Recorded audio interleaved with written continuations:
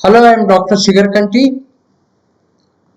In this video, we solve some questions from previous question papers of BCA second semester numerical and statistical methods of Bangalore University, Bangalore City University, and Bangalore North University. So, one question. This is the question.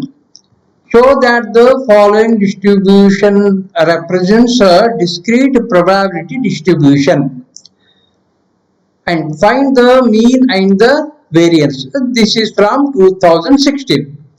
Given that x is equal to 10, 20, 30, 40 and the corresponding probabilities are given here. P of x equal to 1 by 8, 3 by 8, 3 by 8 and 1 by 8. Okay.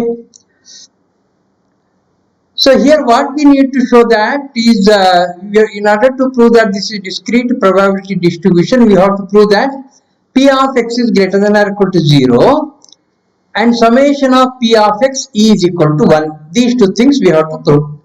See clearly these are the values of P of x, they are all greater than or equal to 0. The first condition is satisfied and summation of P of x 1 by 8 plus 3 by 8 plus 3 by 8 plus 1 by 8. This is equal to 8 by 8. 8 by 8 is equal to 1. Therefore, the distribution is a discrete probability distribution. Okay, the one part is completed. Find the mean and the variance. Mean is given by this formula. Mean equal to sigma x into px 10 into 1 by 8 plus 20 into 3 by 8 plus 30 into 3 by 8 plus 40 into 1 by 8. So this is the sum we have to find out. And if you simplify this and multiply and add, we get its value is equal to 25. So that is here mean is equal to 25. And the variance is given by the formula sigma x minus mu square into P of x. Here my mu is equal to mean. Mean mu equal to 25. This is equal to mu. Okay. This is equal to mu. That is summation x minus mu square into P of x. Mu equal to 25. X minus mu of x, that is 10 minus 25. 10 minus 25 is minus 15. Minus 15 square into corresponding P of x is 1 by 8 plus 20 minus 25 square. 20 minus 25 is minus 5. Minus 5 square into 3 by 8. Minus 5 square into 3 by 8 plus 30 minus 25 5 square into 3 by 8 5 square into 3 by 8 plus 40 minus 25 is 15 square into 1 by 8 15 square into 1 by 8. Simplifying this we get it is equal to 600 divided by 8 which is equal to 75. So variance is equal to 75. Next example, find the probability that in a family of 4 children there will be at least one boy, number 2, at least one boy and at least one girl. This is from 2016. Probability of male birth is equal to 1 by 2. Therefore, probability of female birth that is also equal to 1 by 2. Q. I will take P equal to 1 by 2. Similarly, definitely Q is equal to 1 by 2. And N equal to 4 here. That is 4 children. Okay, N equal to 4. Let X be the random variable of number of boys. Let X be the random variable of this represent number of boys. P of X. P of number of probability of number of boys is given by NCX P raised to x into q to the power of n minus x. This is equal to n equal to 4. 4cx into p is 1 by 2 to the power of x into q is 1 by 2 to the power of 4 minus x. This is equal to 4cx into numerator is 1 itself, denominator is 2 to the power of x plus 4 minus x. That is 2 to the power of 4. Okay, 4cx divided by 2 raised to 4. This is our p of x. Now, P of at least one boy means P of x greater than or equal to 1. X stands for a boy. Okay. X stands for boy. Therefore, P of at least one boy means P of x greater than or equal to 1. So I can write this as this summation of P equal to 1. X greater than or equal to 1 means except x equal to 0. That is why we write this as 1 minus P of x equal to 0. This is equal to 1 minus x equal to 0 means this is 4c0 divided by 2 raised to 4. 4c0 p raised to 0 q raised to 4. This is equal to 1 minus 4nc0 equal to 1. P raised to 0 is equal to 1. Q is 1 by 2 to the power of 4. That means this is equal to 16. 1 minus 1 by 16 is 15 by 16. This is probability of at least one boy. And then probability of at least one boy and at least one girl. So total number of children are 4. At least one boy means boy may be 1 or 2 or 3. Okay. If one boy is there, then 3 girls are there. 2 boys are there, 2 girls are there. 3 boys are there, 1 girl is there. So that means we have to find out P of x lying between 1 and 3. X equal to 1 plus x equal to 2 plus x equal to 3. That is P of x equal to 1 plus P of x equal to 2 plus P of x equal to 3. This consisting of at least one boy and at least one girl. This is equal to P of 1 plus P of 2 plus P of 3. Okay, so that is P of 1 means 4c1 by 2 raised to 4. P of 2 means 4c2 by 2 raised to 4. P of 3 means 4c3 by 2 raised to 4. So that is 1 by 2 raised to 4 is a common factor. 4c1 plus 4c2 plus 4c3. This is equal to 1 by 16 into 4c1 and c1 equal to n. This is equal to 4 plus 4c2, 4 into 3 by 2. This is equal to 6 plus 4c3. 4c3 is equal to 4 into 3 into 2 divided by 3 factorial. This value is equal to 4. So 4 plus 6 is 4, 10 plus 4, 14. 14 by 16. 14 by 16 is 7 by 8. This is the answer. Next, obtain the function of the normal probability curve that may be fitted to the following data. This is from 2017.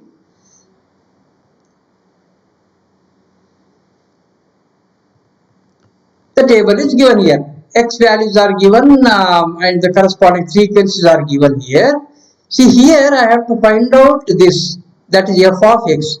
This I have to find out. F of x equal to 1 by sigma root of 2 pi e to the power minus of x minus mu whole square divided by 2 sigma square. In this what I need is, I need this mu and I need this sigma. So I have to find out mu and sigma from the given data and substituting here we get the required function. So that is here. I will write a table.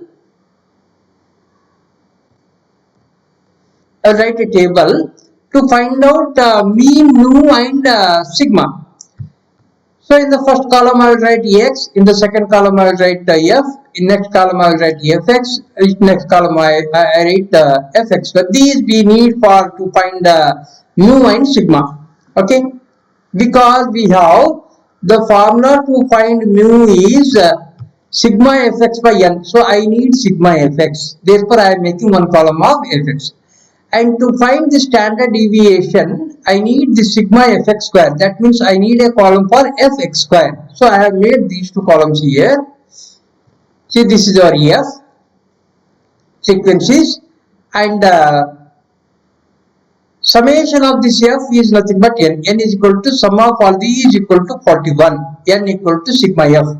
And these are the values of fx here. That's 5 into 2, 6 into 5, 7 into 8. Okay, these are the values of fx, and this is the sum of f into x. And these are the values of fx square. F 2 into 5 square, 2 into 5 square, 2 into 25 is 50. Okay, that is 5 into 6 square, 8 into 7 square, 12 into 8 square, 7 into 9 square. These are the values of fx square. and this last row is the sum of fx square. So we got n value, we got sigma fx, and we have sigma fx square. Now we find out mean first. Mean equal to sigma fx by n, that is 328 divided by 41. This is equal to 8. And standard deviation is square root of sigma fx square by n minus sigma fx by n whole square. This is equal to sigma fx square is 2720 divided by n is 41 minus sigma fx by n is equal to 8. Okay, 8 square is 64. Simplifying this, we get 1.53. This is standard deviation and this is our mean. Then the equation of the normal curve fx is given by this formula. Here we put the value of mu here. Mu is equal to 8 and sigma is equal to 1.53. So here substituting 1.53, squaring and multiplying by 2, we are getting 4.6828. This is the required function. Okay. Next example, similar example, obtain the function of the normal probability curve to the following data. 2018, this is from 2018. X is given, F is given, the same problem, similar problem. In the first column we write X, in the second column we write F, then we write Fx, we write Fx square. Okay, Fx square. And in the last we write sigma F, this is nothing but N. Okay, total number of observations. And here we write the sum of Fx, here we write sum of Fx square. So first we find mean. Mean mu is equal to sigma fx by n. Sigma fx is 96 by n, 16. This is equal to 6. And then we find out standard deviation sigma. Sigma equal to square root of sigma fx square by n minus sigma fx by n whole square. This is 640 by 16 minus. This is equal to 6. 6 square is 36. 36. And simplifying this, we get 40 minus 36 root of 4. Root of 4 is equal to 2. And this is my equation. Okay, here in this equation put the value of sigma and put the value of mu here. Mu equal to 6 and sigma equal to 2. Okay, this is the required equation.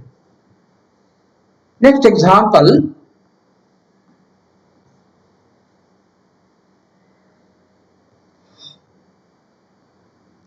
Two cards are drawn from a well-shuffled deck of 52 cards. Find the probability that they are both aces if the first card is replaced, and second problem is if the first card is not replaced. This is from 2019. So here let me take, let A and B be the events. Event of getting A's in first draw and second draw respectively. A be the event of getting A's in the first draw and B be the event of getting A's in the second draw. And we know that totally 52 cards are there. Out of 52 cards, totally there are 4 aces. Okay, 4 aces are there in 52 cards. Then probability of A, that is probability of getting A, probability of getting the A's is equal to probability of getting the A's. Totally 4 aces are there out of 52. That is P of A equal to 1 by 13. P of B equal to is also equal to 1 by 13. Now, the cards are replaced. The cards are replaced means events are independent. That is neither A is depending on B nor B is depending on A. They are independent. Okay. So therefore, P of A intersection B, that is both are aces. A is the event of getting A's in the first draw. B is the event of getting A's in the second draw. So we have to find out both the aces with the replacement of the cards here. Okay, cards are replaced, therefore these two are independent. If they are independent, then we have P of A intersection B equal to P of A into P of B. This is 1 by 13 into 1 by 13. This is equal to 1 by 169. Next, second one. Coming to the second one. See here the Difference between first one, second one is, in the first one, we have drawn the A's and again we put that in 52 cards. Again for the second draw, 52 cards are there and all the 4 aces are there. But in the second one, it is not like that. First, if we draw that ace, then we are not replacing that ace. That means here, remaining cards are 51 and out of 51, only 3 aces are there. This is the difference. In the first case, in the first draw, we have total 52 cards and totally 4 aces. And in the second case, in the second problem, in the first draw, totally 52 cards are there, 4 aces are there. And in the second draw, 3 aces are there because that card is not replaced. 3 aces are there and total number of cards are 51. Okay. So here, in the first, A is the drawing ace in the first draw. So in the first draw, 4 aces are there, 52 cards are there. Therefore, P of A equal to 4 by 52. This is 1 by 13. Since the card is not replaced, 3 aces are remaining in the remaining 51 cards. Therefore, in this case, what happens here is, this is conditional. This is conditional probability. P of B given A. That means here A has already occurred. What is the probability of getting an ace from remaining 51 cards and there are only 3 aces? That is 3 by 51. P of B given A is 3 by 51. I have to find out this P of A intersection B. So we have the formula P of A intersection B equal to P of A into P of B given A. This is equal to P of A is 1 by 13. P of B given is 3 by 51. This is equal to 1 by 13 into, this is not point here, 13 into